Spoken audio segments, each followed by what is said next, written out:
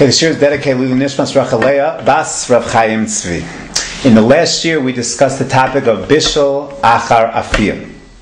We pointed out a major machlokas harishonim. According to the view of the Yereim, Yesh Bishul Achar Afiyah, and we saw an extra chumrah. Number one, Yesh Bishul Achar Afiyah. Number two is, therefore, you're not even allowed to put bread into a sheni, because we assume bread is called Kali Bishul, and even a sheni can have the capacity of cooking bread. The Rav Yah disagreed on both counts. The Rav Yah fundamentally says, Ein Bishul Achar Afiyah. And even though something has been baked, Bishul is basically a repeat. Even though it's a different process, we view it as just an expansion of the Maisa Afiyah. It's not something radically new, and therefore Ein Bishul Achar Afiyah as well, just like Ein Bishul Achar Bishul, Ein Bishul Achar Afiyah.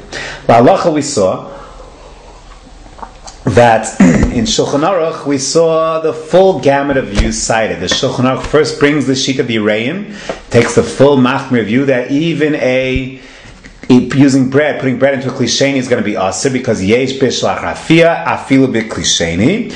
And then we saw the Ramah brings the yesh matirin, and we pointed out the yesh matirin was bread in a sheni, that's mutter, but to cook in a to cook bread in a rishon would be asur. And then the Ramah brings the yesh makilin, that even to throw bread into a rishon is going to be permissible. The Rav Yah, ein bishul achar afiyah. And the halacha, the Ramah said we should be machmir for the view of the Yereim, and we should take on both chumras. Chumra number one, yesh bishul achar afiyah. Chumra number two, afilu sheni. We further pointed out that the Mishnah Berurah tells us that this is not just Bishul Achar Afiyah and Bishul Achar Tzliya, but any of those processes. Tzliya Achar Afiyah, Afiyah Achar Bishul, Afiyah Achar Tzliya, etc. Any permutation is all going to be us. So we view the different processes of Bishul as being a different process, and therefore there's something meaningful happening, and thus to go ahead and do one form and then another form, one form before Shabbos, different form on Shabbos, is going to be prohibited. Then we pointed out that when it comes to deep frying, like croutons or deep fried before Shabbos, so that really is called Bishul, and there we will still invoke the halacha of Ein Bishul Achar Bishul. A few applications of this idea. So we pointed out we're not going to go ahead and put bread or matzah in a kli rishon, and we're not going to put bread or matzah in a kli sheni, lest the bread or matzah have the status of Kali Bishul, and within the Yereim that's certainly going to be asur. What about croutons in a kli rishon, kli sheni? That's going to be fine because ein bishul achar bishul.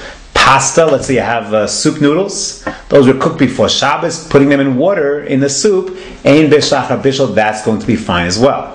What about bread in a shlishi? So we pointed out that shlishi, we assume for these purposes, we're not going to carry that chumrah all the way into a shlishi, and therefore even the Yereim would be makel of putting bread in a shlishi. And then we pointed out that whether our soup bowls have a status of a sheni or shlishi will depend on how long the ladle has been left in the pot. If the ladle has been left in the pot for some time, so that it's now as hot as the pot, then the ladle is called a rishon, and the bowl is going to be a sheni. If, however, you've just started dishing out, the ladle is not particularly hot, so then the ladle is going to be a sheni, and your bowl is going to have a status of a shlishi.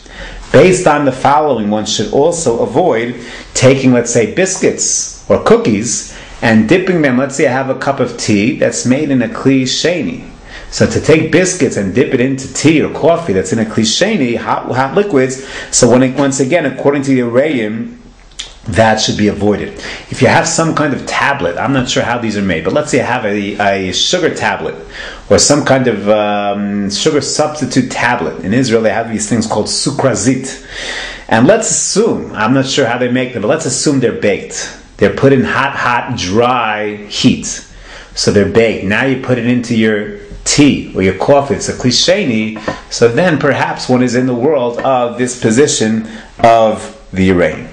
What is a very, very fascinating question, this is discussed in the Bir Halacha here in Siman Shin Yud Ches, is what is the din in the following scenario? We'll have to think creatively if we can come up with a case like this. But let's see how the following. We hold halacha yesh bishul achar tzli. What about the following? Let's say before Shabbos something was cooked, and then it was roasted, bishul achar tzli, all before Shabbos. And now on Shabbos, you want to cook it up again. Bishul, achar tzliya, achar bishul. Is that going to be mutter? So that's a very interesting lumdish question. Because how do we view the first two stages? We paskin yesh tzli achar bishul. So you did bishul before Shabbos and you did tzli. So now you have this object, had bishul, now it has tzli done to it. How do we view that second stage tzli? Do we assume that second stage tzli undermines, is mevatel, nullifies the initial bishul, and now what you basically have is food that is nitzla, roasted, and now you're going to cook it on Shabbos, yesh bishul achar tzli? Or do you assume no? The